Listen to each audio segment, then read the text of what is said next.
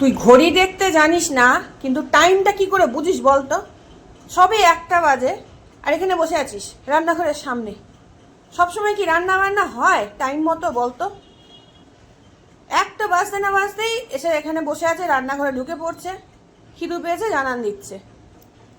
এই যে রান্না বান্না ফেলে রেখে ওর হচ্ছে ভাত মাখছি এখন। গরম বাপরে বাপ। কি ভাত মাখতে দেবে?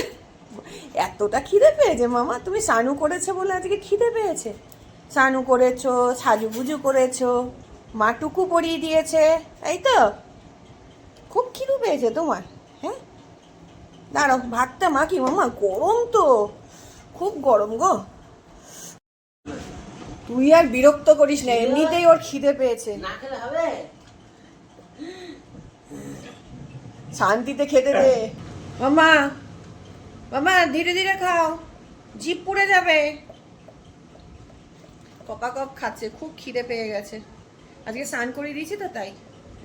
বাচ্চারা ঠিকঠাক মতো খেলে মায়েদেরও শান্তি, আমারও শান্তি হয় জানেন না। যখন খায় না তখন প্রচণ্ড অশান্তিতে ভুগি, ওকে ধরে বেঁধে খাওয়ানো খুব মুশকিল হয়ে যায়।